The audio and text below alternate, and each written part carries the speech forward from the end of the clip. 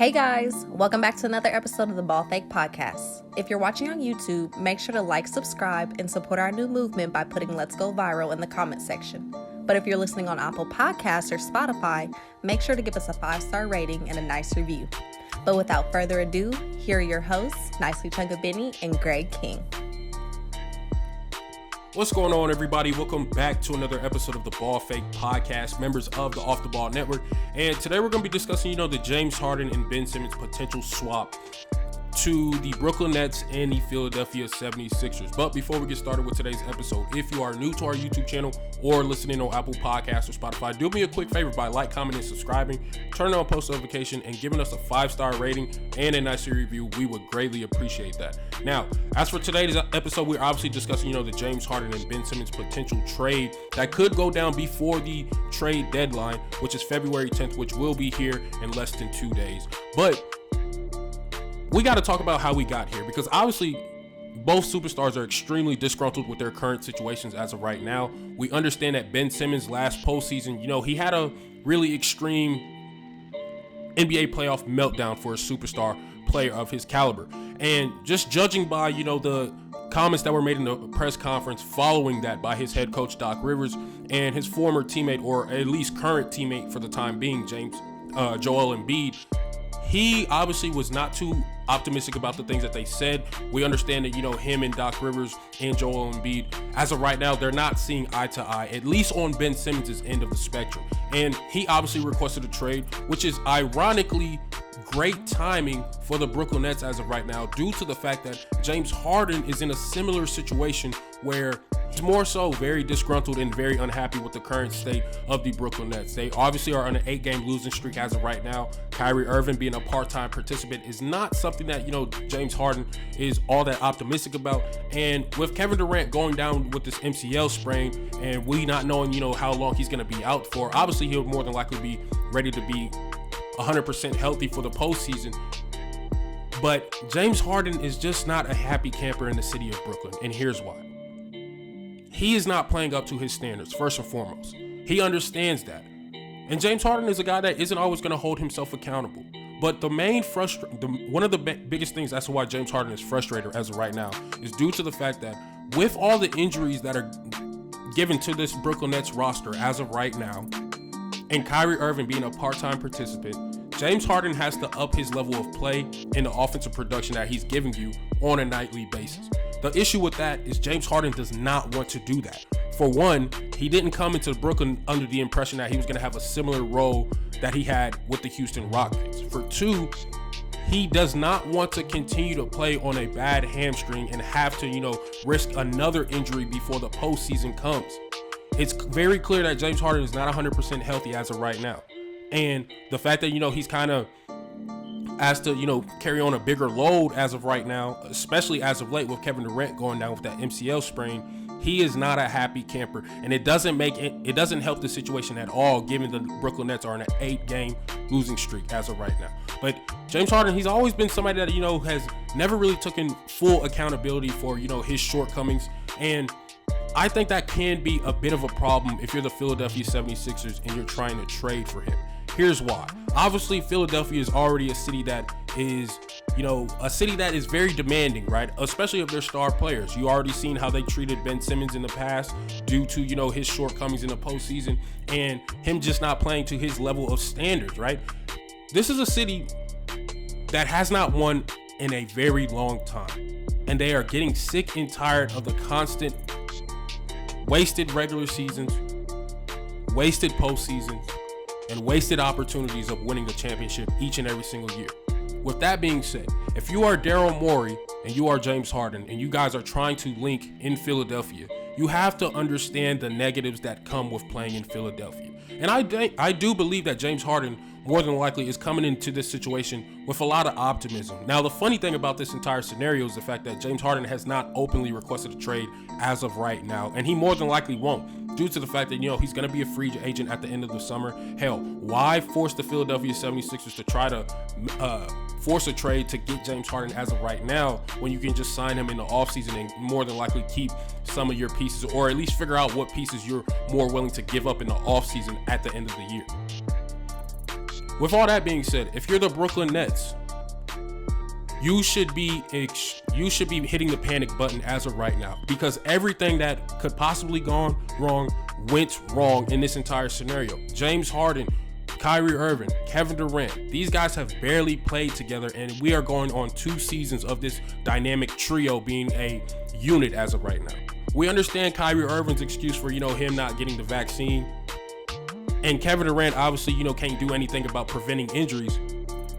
But if you are the Brooklyn Nets right now, you got to be kicking yourself, especially given all the assets that you gave up to obtain James Harden, a guy that we understand is one of the better offensive players in the entire NBA, one of the better offensive scorers in NBA history, and easily probably a top 2, top 3 isolation scorer in the entire league. That being said, if you are the Brooklyn Nets, it does not make any sense to trade James Harden as of right now before the trade deadline because of this. You still have hope. It is only the first half of the season. You have a lot of time left. It is only February before you guys can start to figure some things out. By the grace of God, hopefully Joe Harris can come back and, participate for this team. But if not, you're going to have somebody else step up on that roster, whether it's Cam Thomas, Kessler Edwards, or any of the other rotational pieces within that, roster. Somebody else is going to have to step up. But if I'm the Brooklyn Nets, I would not trade James Harden before the trade deadline, because we have to have another crack at a postseason appearance and see if we can really win this thing at the end of the season before we think about trading James Harden. It just doesn't make any sense for them to do that as of right now. And if you're the Philadelphia 76ers, you played the waiting game for this long. You are in no rush to make a trade as of right now anyway. Disrupting the chemistry. You're seeing guys like Tyrese Maxey start to come into their own and emerge into a star caliber player who's currently averaging 16 points per game, one of the better initiators of your offense as of right now. And, he's definitely an untouchable asset as of right now. With all that stuff being said, we are not going to see a trade happen before February 10th. But we will see a trade happen here in the offseason. And if I'm the Philadelphia 76ers, in the meantime, all the way up into the offseason, I need to be figuring out what asset do I think needs to be sent to the Brooklyn Nets outside of Tyrese Maxey. Do they need to give up Matisse Thybulle? I'm not sure. We understand that he is not a very decorated offensive player. Can't hit spot ups, not good off the catch. We understand he's not putting the ball on the ground and hitting any pull-up jumpers. He can get to the rim all the way in transition, sure. But offensively, he's extremely shy. But defensively, you are losing your best point of attack defender if you give up Matisse Thybulle. Is James Harden worth it? More than likely, yes. This version of James Harden, maybe you have to think about it a little bit more. But essentially, Matisse Thybulle is probably going to be one of those guys that you're considering trading away if you're the Philadelphia 76ers. The next player that they could possibly give away is probably Seth Curry. We understand he's one of the more decorated pick and roll players in the entire NBA. He's extremely underrated from that aspect. A lot of people are under the impression that Seth Curry is a one-dimensional player. By all means, in any stretch of the imagination, this is a guy that is very multi-dimensional offensively. And he will be a great addition in playing along Kyrie Irving, Kevin Durant, Patty Mills, and the rest of those Brooklyn Nets. But more than likely, in my opinion, as of right now, if I were to make a trade today, I would try to give up Seth Curry rather than Matisse Thybulle. Just given Matisse Thybulle's defensive capabilities and being one of the best point of attack defenders in the entire NBA, it's something that I would try to hold on to. Now let's talk about Ben Simmons, because we understand he's definitely going to Brooklyn. And recently it has been reported that he just got vaccinated. And we understand if you're going to be available in the Brooklyn Nets, you have to be fully vaccinated. So that is another indication that this trade is 100% going to go down. But once again, not before the trade deadline. But if you're the Brooklyn Nets, there's a lot of optimism about Ben Simmons being, an addition to this team, given, his defensive capabilities, right? We understand this team doesn't really have a phenomenal, impactful defensive anchor. And to be quite honest with you, I don't know if Ben Simmons can be that, because he's never really played in that role, but I wouldn't knock it until you try it. We understand, this is a guy that's going to have the toughest matchup on any given night. Last year, he ranked 25th in the NBA in terms of matchup difficulty at 97.7.